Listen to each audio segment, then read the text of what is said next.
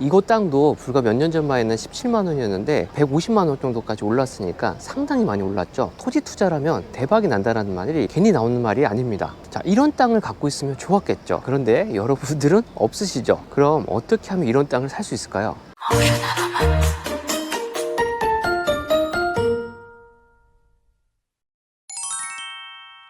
지금 평일 낮 시간인데 제1주차장이 주차가 약 50대가 돼 있습니다. 주말이 되면요, 저기 아래쪽에 있는 주차장까지요, 모두 주차가 꽉꽉 찹니다. 진짜 많이 온다는 얘기겠죠. 여기가 몇 년 전까지만 해도요, 땅값이 17만 원이었습니다. 그런데 이 땅이 개발이 되면서요, 주변 땅값까지 같이 올랐는데요, 한 몇 배가 올랐을 거라고 생각하십니까? 2배? 3배? 4배? 그 이상 올랐습니다. 여기는 아이들 동반뿐만 아니라요, 연인들 데이트 장소로 참 인기가 많은 곳입니다. 이 앞쪽에 보면요, 바베큐장이 있고요, 뒤쪽을 보시면 저기 푸드코트랑 카페가 준비가 되어 있습니다. 그리고 시설도 최근에 지어져 있는 시설이기 때문에 상당히 깨끗합니다. 쾌적해요. 네, 뭐 오락시설도 있고요, 뭐 캐비넷도 있고, 뭐 음식점도 한식뿐만 아니라 뭐 양식도 잘 되어 있고요, 뭐 라면, 분식 같은 것도 다 잘 되어 있고. 자, 오락시설들도 이렇게 있지만 앞에 보면 이렇게 정원이 있습니다. 여기 뒤에 보시는 것 같이 분수도 이렇게 준비가 되어 있습니다. 정말 우리가 맨날 오피스가에서 일만 하잖아요. 여기 오면요, 이렇게 산세도 보면서 힐링을 할 수 있는 좋은 시간을 가질 수 있습니다. 서울에서 1시간만 운전해서 오면요, 이렇게 푸르른 자연이 있으니까 참 좋습니다. 사람들이 참 좋아할 만합니다. 자, 그러면 이제 매표소에서 표를 끊고 곤돌라를 타고 올라가 보도록 하겠습니다. 곤돌라 타고 올라가서 위에 둘러보시고 루지 타고 내려오세요. 네. 자, 이곳은 연중 무휴고요, 뭐 야간까지도 연다고 합니다. 그런데 이제 기상 상황에 따라서 안 하는 날도 있다고 하니까요, 운영 시간은 체크하시면서 오시면 되겠습니다. 생긴 지 얼마 안 됐는데요, 여기는 광화도의 주요 명소, 이제 관광 명소가 됐습니다. 관광 명소가 여러 군데 있는데 그 중에서도 단연 거의 탑5 안에 드는 관광 명소가 됐습니다. 그리고 서울 접근성도 좋기 때문에 관광객들이 많이 오는 곳이에요. 앞으로 뭐 워터파크랑 플레이돔, 이 주변에 더 많은 관광시설들이 들어오니까 이곳으로 관광객들이 더 몰리니까 이곳의 땅값은 어떻게 될까요?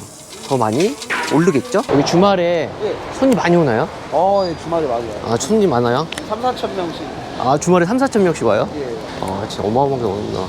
쭉 위로 올라가면 강화도 전경이 쭉 다 보이고요. 이곳이 이제 서해 끝이잖아요. 강화도다 보니까 저녁 시간에 잘만 맞춰 오면은 이쁜 석양도 볼 수가 있고요. 밤이 되면 조명도 다 켜져가지고 야경이 엄청 예쁩니다. 여기 보면 와, 저기 저수지랑 이런 데들이 다 보이네요. 점점점. 제가 알기로는 강화도에서 제일 거의 높은 산 중에 하나거든요, 이 산이. 그래서 지금 거의 다 보입니다. 강화도 전경들이 점점점 올라가면서. 루지 이 트랙 자체가 상당히 길어요. 통영에서 루지를 한번 타봤는데 그때 좀 짧았거든요. 근데 여기는 아시아에서 트랙이 가장 길다고 합니다. 위에도 올라가면 볼 것들이 많다고 하니까요, 위에도 조금 더 구경을 해보도록 하겠습니다. 정상에 올라오니까요, 상당히 뷰가 좋습니다. 여기 한번 구경 한번 해보세요.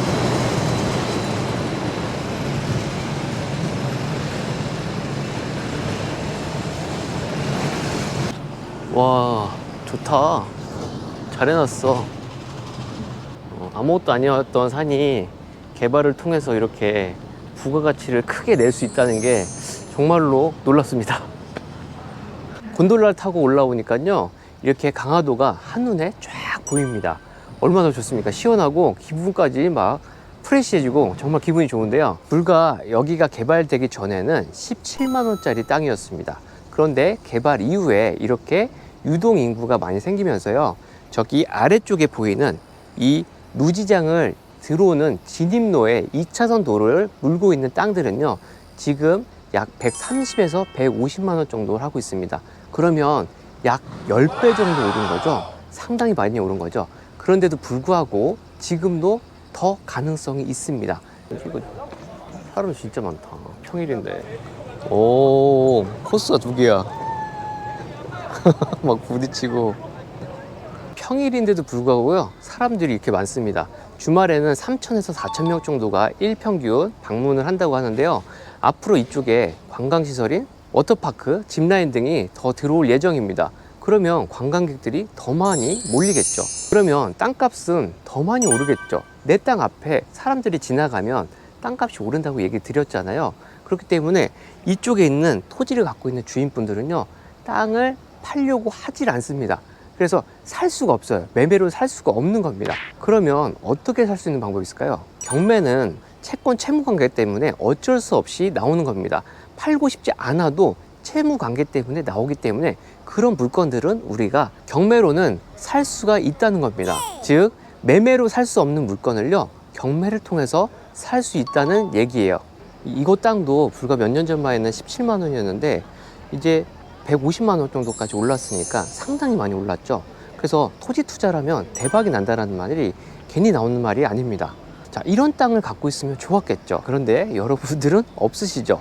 그럼 어떻게 하면 이런 땅을 살 수 있을까요? 오늘은 이런 땅을 사면 된다 라는 주제를 가지고 얘기를 해보도록 하겠습니다. 자, 그러면 어떤 땅을 사야 되냐? 바로 내려가서 제가 보여드리도록 하겠습니다. 가시죠.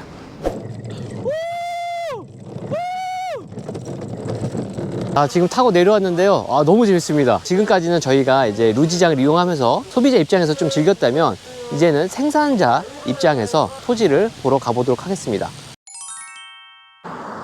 지금 지방 외딴 도로인데 지금 이 차들이 다 루지장을 가는 차들입니다. 계속해서 가고 있습니다. 오늘은 평일인데도 불구하고 이렇게 차들이 많네요. 자, 여러분, 지금 제가 서 있는 이 땅이요, 루지장으로부터 도보로는 약 한 5분, 그리고 차로는 약 1분 정도 거리에 있는 2차선 도로에 맞물려 있는 토지입니다. 지금 뒤로 보이면요, 이 땅에서 지금 루지장, 저 곤돌라가 지금 올라가는 게 보입니다. 아까 올라가서 봤었던 저기 끝에 있었던 그 전망대에서도 이 땅이 보입니다. 그럼 이런 땅을 사시면 되겠죠. 이 토지는요, 세 가지의 문제가 있습니다. 첫 번째는요, 법정 지상권, 두 번째는요, 농지취득 자격증명원, 그리고 세 번째는 이 땅에 건축을 할 수 있는지 여부입니다. 보시면요, 지금 폐가가 두 동이 있습니다. 앞에 보시면 이렇게 빨간색 건물로요, 폐가가 한 동 있고요, 저 건너편에 하얀색 폐가가 한 동이 더 있습니다. 그래서 지금 현재는 관리가 안 돼서 잡풀들이 우거져 있는 상태입니다. 지금 어휴 뭐야, 지금 이 집은요, 이렇게 거미줄이 쳐질 정도로, 거미줄이 보이는지 모르겠네요. 거미줄이 쳐질 정도로 상당히 오랫동안 방치되어 있는 폐가 상태입니다. 그런데 어쨌든 건물 주인과 땅 주인은 다르단 말이에요. 그러면 이 물건은요, 이렇게 법정 지상권이라는 특수 물건을 해결해야 되는 물건입니다. 여기도 보면은 해당 토지 위에 지금 폐가가 이렇게 있습니다. 문에서도 아예 열을 수도 없게끔요, 이렇게 흙이 쌓여 있는 상태로 방치가 되어 있어요. 자, 재밌는 거를 하나 얘기 드릴게요. 지방에 땅들을 보러 다니시다 보면요, 이렇게 무허가 건물들을 상당히 많이 볼 수가 있습니다. 저기 보시면 건물이 짓다가 말았죠. 이 건물도요, 건물이 짓다 말았어요. 이 건물들이요, 다 허가를 받고 지은 게 아니라요, 무허가 미등기 건물이 상당히 많습니다. 여기도 또 무허가 건물이 있고요, 저 뒤쪽에도 무허가 건물이 있습니다. 그래서 지방 땅을 보러 오시다 보면, 간혹 가다 보면 내가 땅을 보러 왔는데 해당 토지 위에 무허가 건물들이 이렇게 많이 있는 것들을 볼 수가 있습니다. 거의 대부분요, 이렇게 노인분들, 아니면 노인분들이, 자제분들이 건물을 그냥 짓고서 사용하시다가 자기가 필요 없으면 그냥 방치하시는 거예요. 그래서 어쩔 수 없이 법정 지상권 공부를 할 수밖에 없게 되는 겁니다. 농지입니다. 그렇기 때문에 농지취득 자격증명을 발급받아야 되는데요, 거의 대부분이 서울에서 거주를 하시기 때문에 여기 강화도까지 거리를 직선거리로만 해도 30km 이상인 분들이 많을 겁니다. 농지취득 자격증명원이 발급이 될지 여부가 문제가 될 수 있습니다. 이 땅이 지금 2차선하고 맞물려 있으니까 건축이 가능하겠죠. 그런데 지적 편집도를 정확하게 유심히 잘 보면요, 아주 얇게 실선으로요, 남의 땅이 여기 앞을 가로막고 있습니다. 그러면 건축을 할 수 있을까요? 제가 이렇게 문제가 많은, 세 가지 문제가 있는 이 땅을 왜 이렇게 사라고 얘기할까요? 첫 번째는 법정지상권, 두 번째는 맹지일 수도 있고, 세 번째는 농지증 문제가 있는 이 땅을 제가 왜 사라 그럴까요? 자, 뒤에 보시면요, 저렇게 루지장이 보입니다. 곤돌라가 보여요. 그 일전에 임장을 왔을 때는요, 저기 산안개가 이렇게 껴가지고요, 운치도 있고 엄청 이뻤거든요. 이렇게 문제가 있지만 이 땅은 분명히 가치가 있습니다. 그렇기 때문에 사야 되는 거예요. 자, 그래서 오늘은요, 이 문제 세 가지에 대해서 이 영상을 통해서 제가 확실하게 풀이를 해드리도록 하겠습니다. 이 문제를 해결하는 방법만 안다면 여러분들도 충분히 투자를 하실 수 있겠죠? 구독과 좋아요는 필수입니다. 영상 잘 보셨나요? 그럼 앞에서 설명한 문제들을요, 어떻게 해결하면 좋을지 설명을 드리도록 하겠습니다. 첫 번째는 해당 물건은 농지입니다. 따라서 농지취득 자격증명원이 필요하죠. 낙찰 후 7일 이내에 농지증을 법원에 제출하지 못하면 어떻게 되죠? 선납한 보증금은 몰수가 됩니다. 그런데 최근에는 농지법이 강화돼서요, 외지인들이 농지를 취득하려 할 때는 심의위원회라는 것을 개최를 하게 돼요. 농지취득 자격증명원 발급 처리 기간이요, 14에서 15일가량이 걸립니다. 해당 물건은요, 농지법이 강화되기 직전에 매각기일이어서 별 문제 없이 농지취득 자격증명원을 발급받을 수가 있었습니다. 이제는 신권에 좋은 농지가 있다고 하더라도요, 외지인들은 심의위원회를 거쳐서 농지취득 자격증명원이 발급되기 때문에 기존과 같이 낙찰을 받고 신청을 하는 것이 아니라 입찰하기 전에 농지취득 자격증명원을 미리 발급 신청하셔야겠습니다. 농지취득하기 너무 어려워진 거 아니냐 이렇게 얘기하시는데요, 포기하지 마세요. 농지를 취득하려 할 때 허들이 하나 더 생겼다는 것이니까 부지런하신 투자자분들이라면요, 오히려 좋은 가격에 투자를 살 수 있는 기회라고 볼 수 있습니다. 자, 두 번째는요, 법정지상권 성립 여지 문제입니다. 경매사건을 보면요, 법정지상권 성립 여지 있음이라고 되어 있는데요, 해당 부동산을 투자하는 투자자 입장에서는요, 부동산의 가치가 가장 중요합니다. 그리고 그 다음에는 법정지상권 성립 여부도 중요하겠죠. 그래야지 계획을 짤 수 있으니까요. 해당 사건은요, 성립 여부를 가릴 것이 없이 임장을 통해서 바로 해결을 할 수 있었습니다. 방금 임장 영상에서 보셨듯이요, 토지 위에 빨간 건물과 하얀 건물이 각각 한 동씩 두 동 있었습니다. 그런데 현재 그 집은 폐가 상태로 관리가 안 되고 있어요. 자, 생각해 보세요. 여러분이 토지 주인입니다. 법정지상권이 성립을 하든 안 하든 여러분은 여러분의 토지 위에 다른 사람의 건물이 있다면 그 건물 주인에게 기료를 받을 수 있는 권리가 생기는 거예요. 그런데 해당 건물은 임장을 갔을 때 사용을 안 하고 있는 폐가 상태였어요. 즉, 건물 주인이 해당 건물을 사용하지 않고 오랜 기간 방치가 되어 있었기 때문에 우리에게 지료를 내면서까지 유지를 할 실익이 없겠다라는 판단이 들었습니다. 제가 지금 굉장히 쉽게 문제를 해결했지만 법정지상권 성립 여부를 분석을 아예 하는 건 아닙니다. 해당 건물은요, 무허가 미등기 건물이에요. 때문에 법정지상권이 성립하지 않습니다. 이 부분에 대해서는 향후에 따로 제가 영상을 올려드리도록 하겠습니다. 지상권이 성립하지 않고요, 현재 폐가 상태인 집을 건물주가 유지할 실익은 있을까 없을까요? 없겠죠. 그렇기 때문에 철거의 대상이고 협의가 빠르게 진행될 것이다 라는 판단을 하고 입찰을 했고 낙찰을 받았습니다. 현재 진행 상황은요, 생각했던 것과 같이 협의가 아주 쉽게 되고요, 건물주인과 건물 철거에 대한 동의서를 작성 중에 있습니다. 자, 세 번째는요, 건축 허가 부분입니다. 토지를 스케치북에 비유를 하면요, 건물은 그림입니다. 스케치북은 그림을 그리기 위해 있는 거잖아요. 따라서 토지에 건물을 지을 수 없다면 해당 토지는 가치가 거의 없는 땅이 됩니다. 우리가 그런 땅을 맹지라고 하죠. 그래서 우리가 토지를 살 때는요, 항상 건축 가능 여부를 따져봐야 되는데요, 현장에서 건축 여부를 따져볼 수 있는 팁 몇 가지를 공유해 드리겠습니다. 기본적인 부분은요, 도로와 붙어 있는지, 몇 미터 접도되어 있는지, 그 길이 몇 미터 길인지 등등 따져봐야 할 사항들이 꽤나 많습니다. 그럼 여러분들이 토지를 보러 갔을 때 해당 토지에 건축을 할 수 있는지 여부를 어떻게 하면 빠르게 파악할 수 있을까요? 여러분들이 토지를 보러 갔는데요, 너무나 좋다. 그런데 해당 토지 위에 건물을 올릴 수 있는지 여부가 궁금하잖아요. 내가 그런데 파악을 못하겠다고 한다면요, 인근 건축설계사무소의 도움을 받아보시면 좋습니다.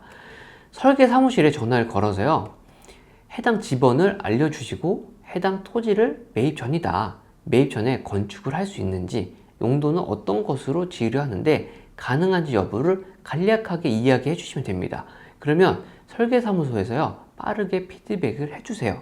해당 토지도 제가 분석을 하고 마지막에는요, 인근 설계사무실에 질문을 통해서 확인을 받았습니다. 낙찰을 받았으니까 해당 설계사무실은 제가 꼭 이용을 할 겁니다. 여러분들도 낙찰을 받으면 이용을 하시면 돼요.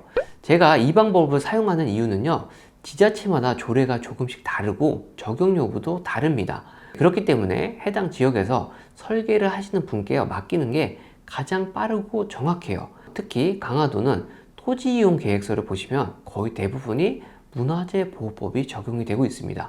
그렇기 때문에 해당 지역 설계 사무실을 이용하는 것이 가장 빠르고 정확하겠죠. 설계 사무실이 유용하는 팁 말고도요, 본인이 기본적으로 파악해야 될 것은 어떤 것이 있을까요? 그 팁을 이야기 드리겠습니다. 해당 토지가 임장 영상에서 보셨듯이요, 2차선과 맞물려 있게 보이잖아요. 그런데 사실은요, 그렇지 않습니다. 지적도를 크게 보세요. 크게 한번 봐보시면 아주 얇게 채무자의 땅이 도로와 낙찰받은 땅 사이에 실선같이 존재합니다. 사이에 낀 땅은요, 채권자가 경매에 넘기질 않았어요. 함께 경매 사건에 넘겨주면 너무나 좋았을 텐데 그렇게 진행을 하지 않았습니다. 때문에 건축을 하기 위해서는요, 2차선 도로 쪽으로는 채무자의 토지사용승낙서가 반드시 필요합니다. 토지사용승낙서를 안 해준다면 해당 토지는 어떻게 되죠? 맹지와 같아집니다. 그러나 해당 토지 오른쪽을 보면요, 지적도상에서는 얇은 도로지만 현황에서는 버스가 서 있을 만큼요, 큰 도로가 있습니다. 여기서 임장이 참 중요하다는 것을 느낄 수가 있죠. 마을 안쪽으로 진입하는 도로가 있는 거예요. 즉 오른쪽 해당 도로와 해당 토지는요, 맞물려 있다는 것을 알 수가 있습니다. 우리가 흔히 맹지라고 표현할 때는요, 도로와 맞닿아 있지 않은 땅을 이야기하는데요, 실제로 맞닿아 있어도요, 오수관, 우수관로가 없으면요, 해당 토지에는 건축 허가가 나지 않는 경우가 많습니다.